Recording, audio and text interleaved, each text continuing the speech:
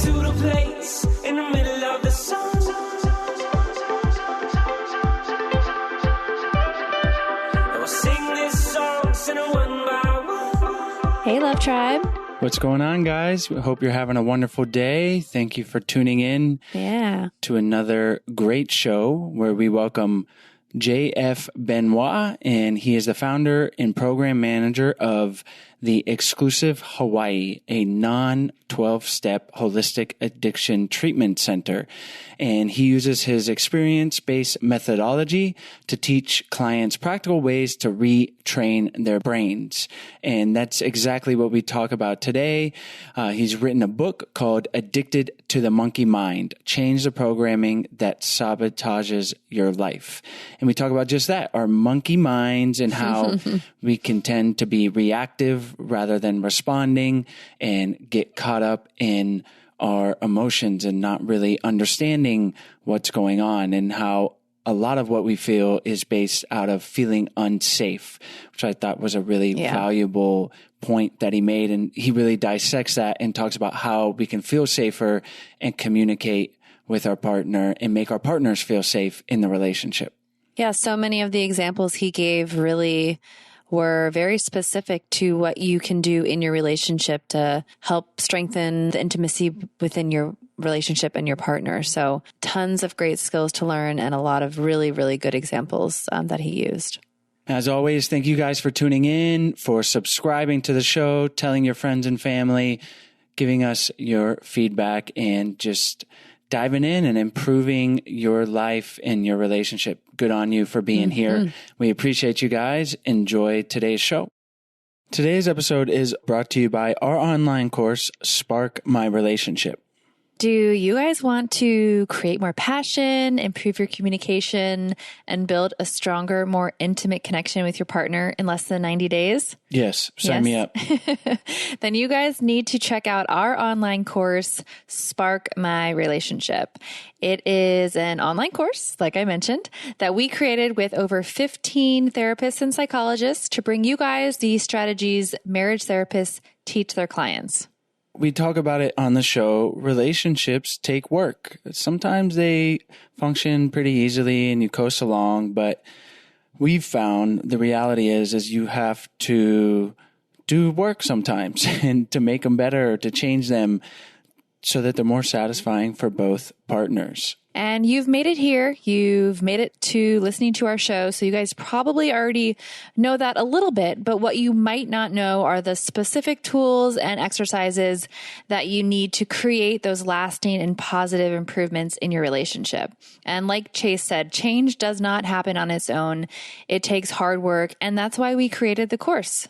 Spark My Relationship is designed to infuse your life and relationship with fresh passion, skills, and wisdom.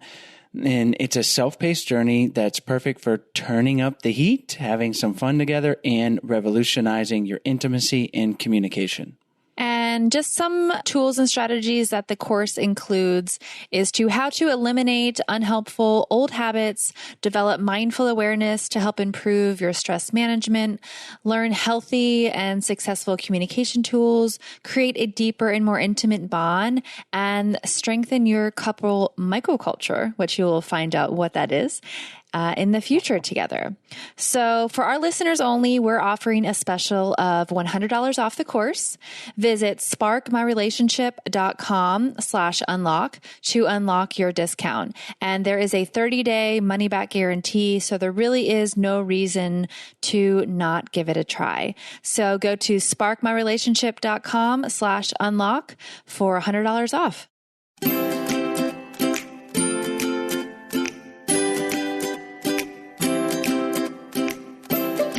Hi, JF. Thanks so much for joining us on the show today. Thanks for having me.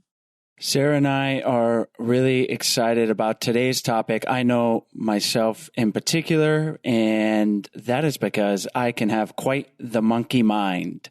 And today we're going to talk about really the theme of your book, and that is how to become unaddicted to our monkey minds. And we thought we could start with having you tell us what the monkey mind is, why we have it, and then steps we can take to get out of it. Yeah, it's so amazing. For most of us, I don't think we carry much awareness of our own thinking and how much it influences the way we react, the way we respond, the way we behave. And there's a dynamic that's happening. It's the monkey mind is referring to the part of ourself that's been conditioned and pre-programmed to think the way it does. So, for example, in the book, there's an example with Kevin right from the beginning where it explains that Kevin has he's raised in such a way that his father, every time he has an emotion of sadness, his father says, rub some dirt on it, or why can't you be more like your brother? And so over time, he learns and associates, having emotions with weakness. And that is very common with a lot of men. And what then happens, though, when later on in his years, when he's married to Jamie, his uncle dies at one point and he has a lot of grief and he can't express it. He can't show it. And Jamie comes and she tries to be close to him and say, I know how close you were to your uncle. I'm so sorry this happened. And he kind of pushes her away and walks away. And Jamie ends up saying, I can't do this anymore. And so the struggle that happens for most of us, this is the part that we're not aware of, is that our own pre-programmed way of thinking, it lives at the nervous system level. It lives in our body.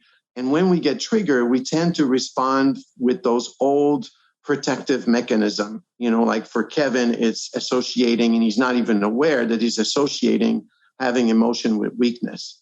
So we live in a society where we're obsessed to trying to fix things analytically. And when the issue exists within the nervous system and the sort of adopted beliefs that we have about our experiences.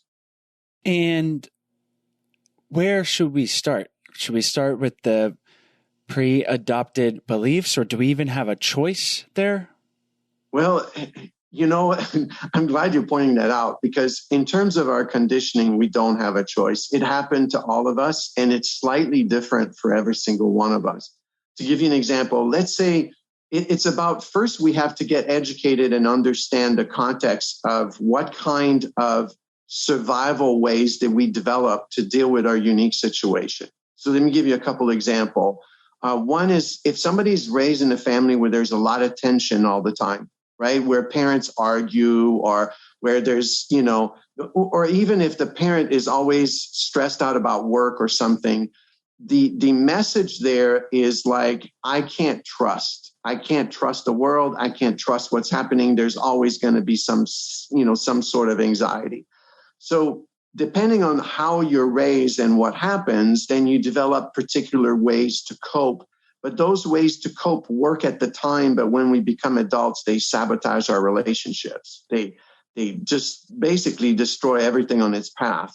And one of the things that we learn in our society is it is a very shame-based and fear-based society. And so we learn to distrust our experiences.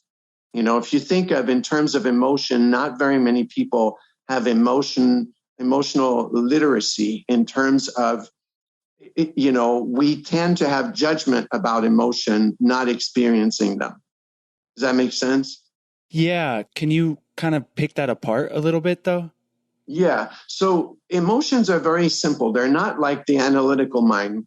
I break it down into 5 categories: mad, glad, sad, fear, shame, or guilt.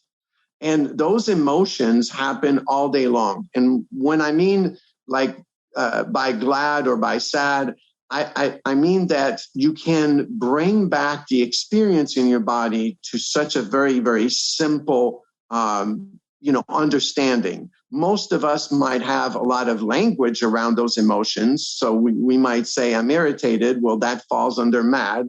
Or we might say, I feel really anxious right now. That falls into fear. But the basis of the emotions are simple. Emotions are created by those core beliefs that we hold and the way we perceive the world.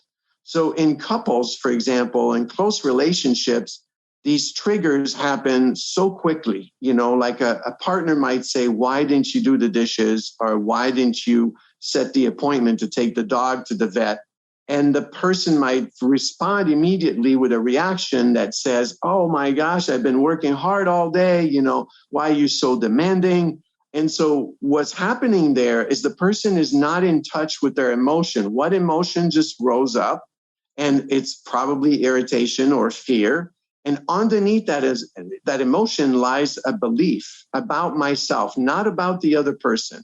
But what we do is we go into debate and we go into defending ourselves instead of being able to use very specific skills that I can talk about in terms of, I can access this emotion and notice that I feel scared. I feel like, and then I can tie that up to my original program way of thinking. Can you talk a little bit about those skills and how we can work on that? Yeah. So, it's so much simpler than we make it. And for most of us, we haven't learned to trust being vulnerable and open. So let me give you an example. I do this with my partner, with my wife. We've been married 29 years now. And what happens is I can feel when I have a strong emotion, I immediately want to go and debate or want to defend. And the reason we do this is because our sense of self-worth is being threatened and we're not even aware of it. So the remedy is, the first one is to learn how to breathe. So the connection with the body has to come first instead of going to the analytical mind. So one of the things I do is I teach and I do this circular breath. I do it every day. When I first wake up, I'll do it in the middle of the day and then before I go to bed. And it's breathing like a dog, like a cat. If you watch, their stomach moves back and forth. And what that does is it allows the body's experience to take place first, right? And this is one of the things that we don't learn, and we don't learn to prioritize that. In my relationship with my wife, one of the things that we do together is when we get triggered, we'll literally say, will you breathe with me? And it's pretty amazing, very rapidly, if we allow just 15 seconds of breath, the dynamic changes immediately. So an example is my wife might say to me, I noticed that you talked about taking our daughter to the horse program, but you didn't call yesterday. And then she'll say something else and something else. And by the time she said 3 things to me, I'm now like agitated. And so I'll take a breath and I'll say, I'm noticing I'm really scared right now. And then as I breathe into this fear, I can connect it with my program way of thinking because I'm familiar with it. And I'll be able to say something like, I'm noticing that I feel, and I'm making up the story that I'm not enough. That somehow right now you're asking me all these things and that I don't measure up. And just exposing that, being that vulnerable, changes the dynamic in the relationship because it's not going into blame. It's not going into shame. And it's amazing the connection that it established. My wife can immediately go, oh, well, that's not where I'm coming from. And my nervous system has to take a minute to adjust to this. It's kind of like I'm shocked every single time my nervous system is shocked. It's like, what do you mean? You're not making up that story because it seems so real to me. What can your wife do in that moment to support you? You've shared this, you've breathed in, you're being vulnerable. What can she do so that she's not maybe getting defensive and then the conversation might spiral in a negative direction? Yeah. The main thing that happens is it's pretty rare when we are vulnerable and use I statements and we are talking about our experiences, the other person oftentimes will drop into compassion. Because if you notice, I didn't say, you know what, you're so demanding and you're so controlling, which is dynamics that most of us would get caught into. That's blame, that's shame, that's fear speaking. But there's no ownership in it. So the dynamic, what we don't know in close relationship is that the issue is never about the other person. The issue is within my own belief system about myself. And it always boils down to some version of I'm not enough. I'm not okay. I'm not responsible enough. I'm not beautiful enough. I'm not whatever it is, but it's a lack of self-worth. And we're not taking ownership of that. And then we act it out in our relationship. And oftentimes people in couple are shocked to find out that the relationship itself, there's nothing wrong in it. There's nothing to resolve with your partner. The only thing to resolve is with your own program way and your own monkey mind. And once you've established a strong relationship with yourself and you know your program way of thinking and you take ownership of it, then the only thing that's left in the relationship is to expose it and be open to it. And your partner will respond with compassion. It's very, very rare that the person will keep blaming or pushing back. What if the partner of the person that typically gets defensive, or actually if the person who gets defensive isn't quite aware that they're reacting like this? How can the other partner help support their other partner by maybe starting this dialogue and practicing these skills? The main thing that's important to understand is that taking ownership does not mean that if the other person is not equipped yet to do it or is still in blame a lot, that I become their punching bag, right? That's another dynamic that happens oftentimes in relationships. There's a lot of codependency and the person doesn't know how to set boundaries. So it's important in a relationship I believe that we as couples have to learn to prioritize, to learn skills of intimacy.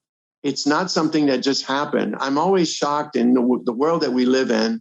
You know, my wife and I still see a therapist every week. And we don't see a therapist because we considered ourselves messed up. We see a therapist because we want to continue and we know that building intimacy will be part of our lives for the rest of our lives, really. So it's really important for one person, even if it just starts with one person, it's to develop enough safety within yourself to start modeling to your partner what it's like not to react. And even if the partner is not initially, so inclined to do it, on the long run, they're going to really, really find that attractive. Does that make sense? Yeah, totally. It's like they often say, treat people how you want to be treated. So it's along those same lines of creating the change that you want in your relationship, but individually as well. Yeah. Do you have an example of, maybe some ways that you see people interact with each other so I could, illustrate how that would work? I think defensiveness is a big thing. Like you're talking about these interactions and being like, hey, I'm feeling, getting in touch and breathing and saying, I'm feeling scared and jealous when you do this. And that's great. And then the partner might hear that and be like, well, no, that's not what I'm trying to do here. And instead of responding maybe in compassion and that there's some defensiveness throughout this process, even if it's starting well with a pause and breathing. The defensiveness is something that most of us we're afraid of building a relationship with that part of ourselves. And we don't succeed because we don't learn how to really, truly, it's a lack of safety. Every time we react to something, it's because we don't feel safe. And it's not more complicated than that. And there is I'll give you an example. Oftentimes the blame and the pushback that happens in relationship are so subtle and they're so quick. It starts with a you statement and it'll say like, you always, do X, Y, Z. You always cut me off when I talk, or you always, react, so strongly every time I talk about my mother. So when that begins, right, as soon as that statement is made, the nervous system is going into defense mode. Okay. And so if we don't learn to bring presence to the body, the mind is going to take over and there's no way out. It's kind of like Einstein said it best. He says, you can't solve the problem from the same mindset that created it. And that's what's happening for most of us. We're operating from the monkey mind and we're trying to resolve the monkey mind's issue with the monkey mind. So it goes nowhere. So I would emphasize once again that to build this practice is about learning how to feel safe in your body.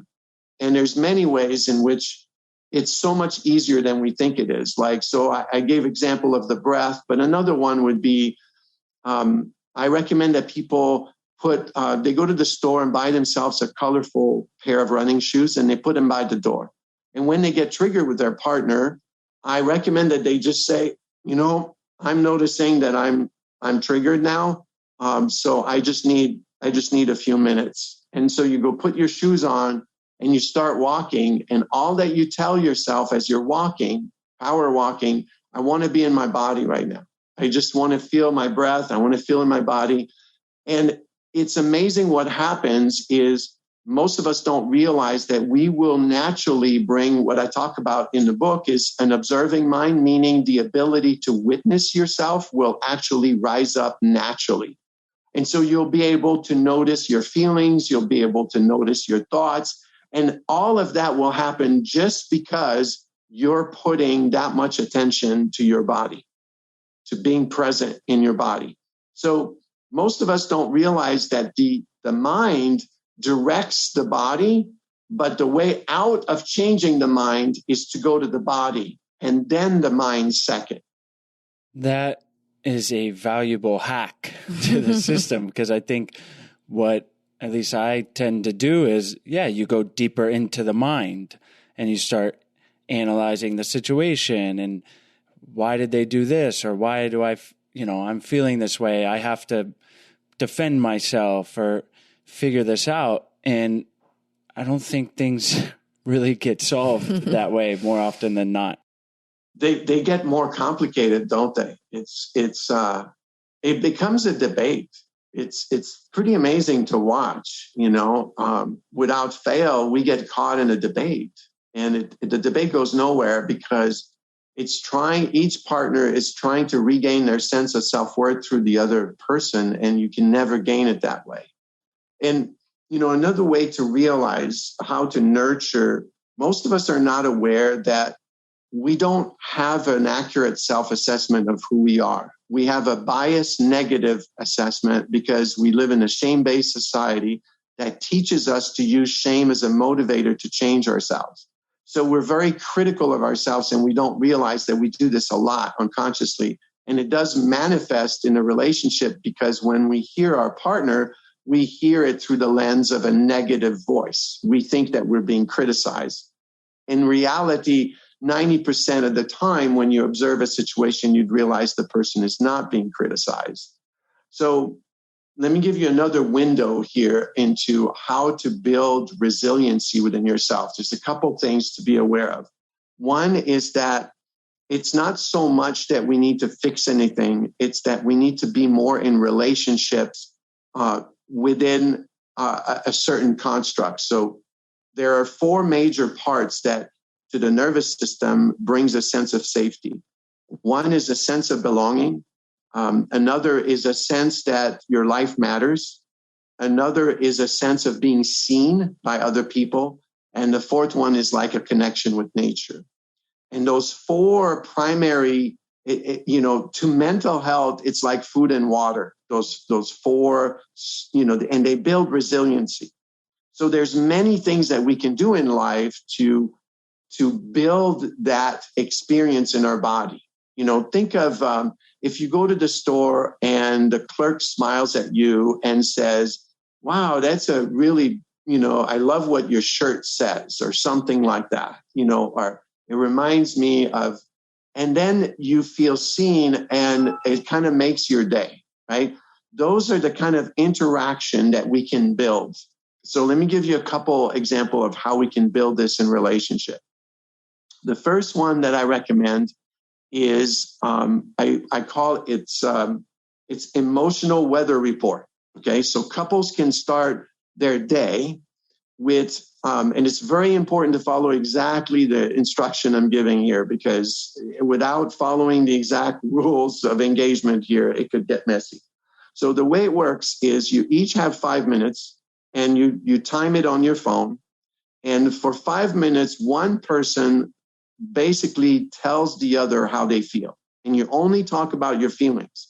I'm noticing I feel stressed out about, my mother. She called yesterday and she said this, and then our son is going through this, and I'm noticing I'm really happy about this. And it's just like allowing yourself to have an opportunity to be laser sharp, to share what's going on with you emotionally.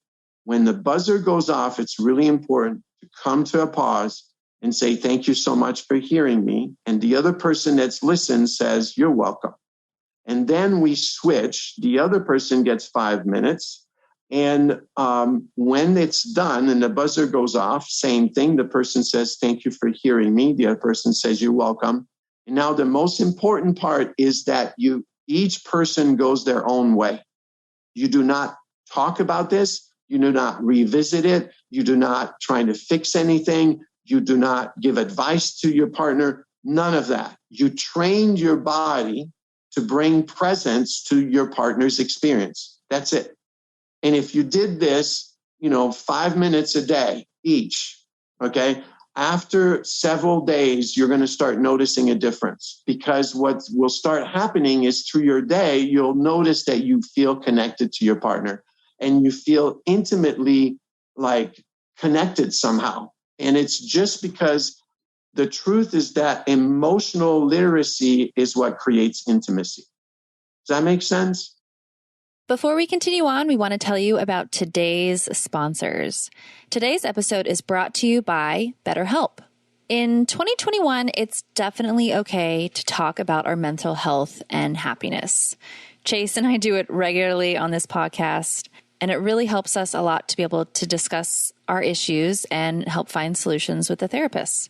Humans aren't meant to keep everything inside, and therapy definitely helps. But what is therapy exactly? Well, it's whatever you want it to be. Maybe you're struggling in your relationship, or you're super happy, but you want to be proactive in your relationship and learn some tools you might need in the future. Or maybe you just feel overwhelmed with life and need someone to talk to. Whatever you need, don't be ashamed of normal human struggles and start feeling better today, because you deserve to be happy. And now you don't have to worry about finding an in-person therapist near you to help. BetterHelp is customized online therapy that offers video, phone, and even live chat sessions with your therapist, so you don't have to see anyone on camera if you don't want to. It's much more affordable than in-person therapy, and you can start communicating with your therapist in under 48 hours. Join the millions of people who are seeing what therapy is really about. This podcast is sponsored by BetterHelp, and I Do Podcast listeners get 10% off their first month at betterhelp.com/IDO. That's betterhelp.com/IDO. Today's episode is also brought to you by Cozy Earth. Cozy Earth is a premium bamboo bedding and loungewear company that has now become the only bedding I will use for the rest of my life. When I received my new Cozy Earth sheets a few weeks ago, I was truly shocked at how easily you could tell the difference in quality compared to regular cotton sheets. It makes it really hard to get out of bed each day. They are so soft, they almost feel like silk. And Stella always asks why our sheets are so much softer than hers. So it's pretty common that she'll wake up in the morning and want to jump in bed with us for another 30 minutes or so. And we're totally okay with it because it's so comfortable. Cozy Earth's premium bedding wicks moisture. They are temperature regulating. And a huge bonus for me is that they are free of harsh chemicals and dyes. All All of Cozy Earth's products are covered under a 10-year warranty, and they have thousands of 5-star reviews. Cozy Earth is the perfect gift for your someone special or if you just want to treat yourself. So to get 40% off your order, visit CozyEarth.com and use the promo code IDoPodcast at checkout. That's Cozy Earth, CozyEarth.com, and use the promo code IDoPodcast at checkout to get 40% off the most comfortable premium bamboo bedding you will ever try. CozyEarth.com. Yes, it does. Now, it makes sense in theory, but in practice, when a partner is sharing and let's say the other partner, it brings up feelings of anxiousness or defensiveness because maybe the partner's saying, I'm really frustrated when I come home and the house is a mess and da-da-da-da, and it's important to listen. But what if you are having a different reality and view of the situation, which seems inevitable when we're sharing it at a certain point, then how can that be processed? So the main thing that's really important about this is that it is not about processing at all. So you cannot, if you start processing, it defeats the whole purpose of this. So here's the main point though. The main point is that the communication has to come from I statements, not you statement. So I feel frustrated that you didn't clean up the dishes yesterday. Okay. That's a true statement. It's a fact. If I use a you statement, it has to be with a fact. You didn't do the dishes yesterday. That's a fact. You didn't. Okay.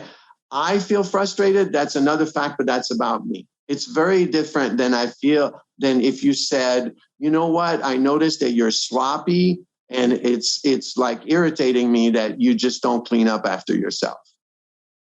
Okay. Do you feel the difference between saying that and saying, you know, I'm noticing you didn't do this yesterday. So if there's a you statement, it has to be a fact. And it's something you can develop over time to speak that way. Nobody's going to be perfect when they start. But the main thing, no matter what, is that even if it didn't go very well in terms of there was some blame thrown in there, the main part is that each person is left after to go handle their own emotions. They're not there to process it with each other. And you have to learn that you're still safe within that context. So really, it's another way to help create more empathy towards your partners because you want to like really understand what they're feeling. And then, like you said, not process the feelings that you're feeling from what they've said, but to just understand them a little bit better. It's so beautiful that you say that because it's exactly it. It's about listening from the perspective that what your partner is saying has nothing to do with you. So I remember, for example, at the beginning, when I began that practice with my wife, I would say to myself as I'm listening, this is not about me. And I would just kind of say that to myself. This is not about me. This is about me being present for her. And it does require focus, right? But you're absolutely right. That's part of the skill set. And that's why it's so important to go our own way afterwards. Go do something different, but don't interact. Don't revisit it. Don't rehash it. It's about building this muscle of intimacy to be present for each other, no matter what the other person is going through.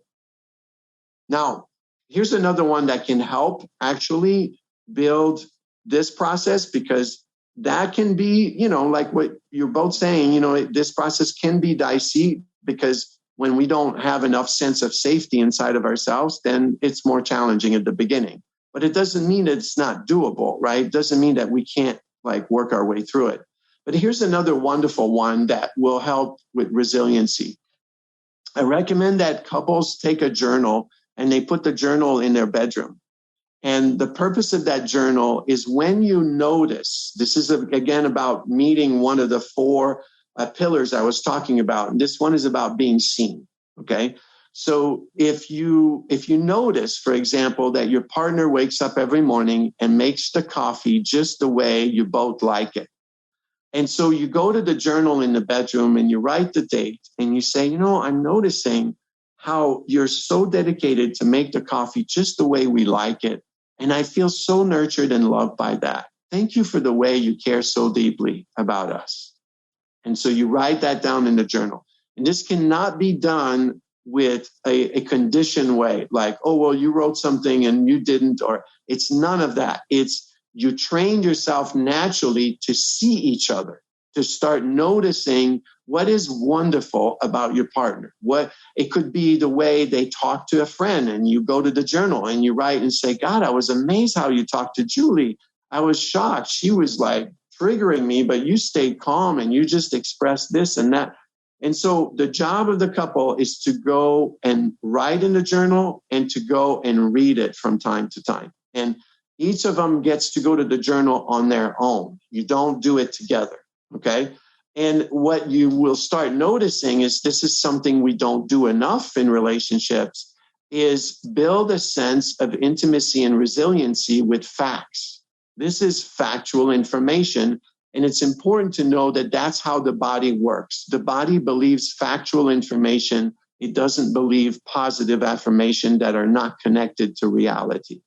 It's funny you mentioned the journal. So I want to ask, so then we would be sharing what we write with our partner. And then I'm glad you mentioned it, because it seems like with the 5-minute sharing, if you're doing that daily, as you said, like that could be, it's positive when we understand our partner better, but that could also feel like a lot of negativity in a sense, like, oh, here are all the things that are wrong and how I feel negative in our relationship. Yeah, it's a way to, because it's challenging not to know how to stop blaming and stop using you statements and connecting with facts. That's one of the reasons why I recommend for couples to build their own practice, like breathing, really, really build a practice of breath. Another exercise that I give to people is remember that those things, those mindful practice are about a very specific focus. So I'll give you an example, and it's about being present in your body. I use a trampoline, like a mini trampoline, and I tell people, set your timer for 15 minutes when you get triggered, ask for a break, and go to your trampoline and barely bounce on it, just barely. And this is not for exercise. This is not for anything else, but just tell yourself, I want to feel what it's like to feel my body, to feel my breath, to feel. And for some people, that might be a little easier than doing the breath because, some people, it's hard for them to sit in one place. And so, but it's still the same mindfulness where you're bringing your attention to your body, to your breath, to the bouncing back and forth. And what happens is that leaves room for you to witness. Okay, so what we need to develop for a healthy relationship is an ability to witness our mind and to witness our emotion. And, in Addicted to the Monkey Mind, that's what I teach. That's what I talk about. I talk about shifting from a monkey mind that is shame-based, fear-based, defensive, and reactive into an observing mind that is mindful, present, caring, compassion, and all of that comes from witnessing. It does not come from fixing. And it's amazing how most of us are not taught this very basic skill, and it builds amazing intimacy. And it can save us a lot of frustration, stress, anxiety, sadness, conflict, but easier said than done, right? But it's so worth it. Think of it. Oftentimes it cracks me up. People often say to me, gosh, it's a long time to sit for 15 minutes or to bounce for 15 minutes or to take the time I don't have the time. And I think, well, it's interesting, right? Because if you look at your day, you'll find that you might have the time to argue for 45 minutes. Mm-hmm. It's like, okay. So, we prioritize so many things in our lives. We prioritize, work and taking care of our children and, finances and all these different things. And we don't realize how investing time in our relationship is just the most beautiful, most empowering experience we can give ourselves. I don't know if you're familiar with Brené Brown, but she did a decade of research. And one of the things that she found that people who are truly happy have a high capacity for discomfort. And it's so important for us to understand that we have an aversion to the experience in our body because we judge those experiences. When I mention to people, the 5 basic emotion, mad, glad, sad, fear, shame, which one do you want? People without fail say, I want glad. And the myth is that if I repress anger, do I get glad? If I repress grief, do I get glad? If I repress anxiety, do I get glad? And so it's a myth because the mind wants to tell us to avoid those, what we call negative emotion, but it never works because they're all interconnected. We have to work our way through grief in order to get back to glad. It's not something that's to be avoided. And so for us to build intimacy in relationships, we have to develop that skill, that ability to handle all emotions without judging them. It's such an important skill and thing to remember. And JF, you've given us and our listeners some great tools to do just that and develop these skills. And obviously we could spend many podcast episodes on this because it is kind of the foundation of a lot of our stress in our lives and our relationships. So thank you so much for sharing with us and our audience. Before we wrap up, can you tell our listeners where they can find you online and if there's anything we skipped over or that you want to emphasize before we say goodbye? Yeah, thank you so much for having me. It's so wonderful, the work that you're doing, and to help couples deepen their connection with each other. There's nothing more valuable than that. It also improves the quality of life in the family and with children. And so it's such a wonderful thing.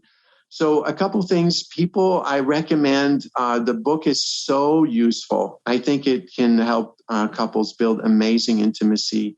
It's called Addicted to the Monkey Mind, Change the Programming That Sabotaged Your Life. It's available on Amazon.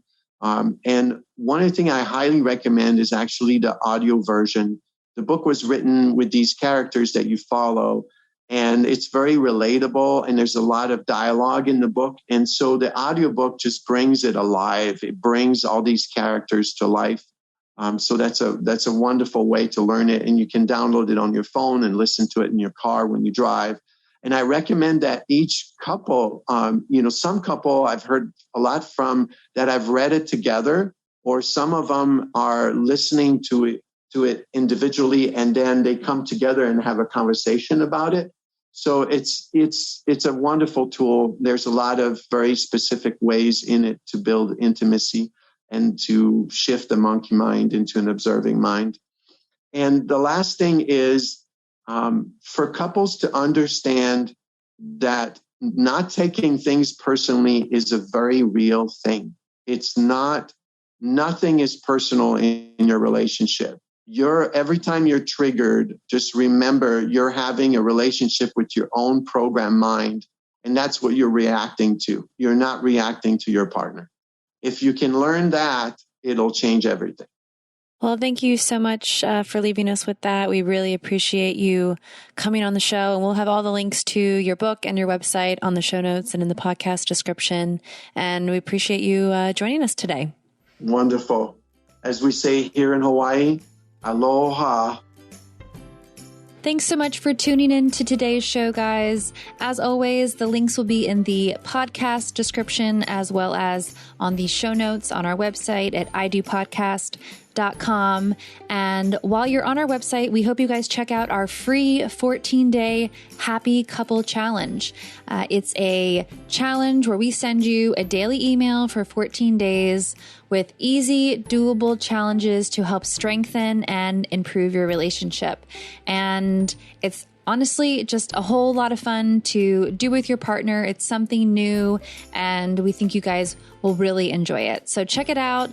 And while you're on the website, There are tons of free resources, as well as more information about our online course, Spark My Relationship, where our listeners can get $100 off. So check that out. You can go directly to the course website at sparkmyrelationship.com/unlock, and that's where you can get the $100 off. So thank you guys for tuning in, and we'll see you next week.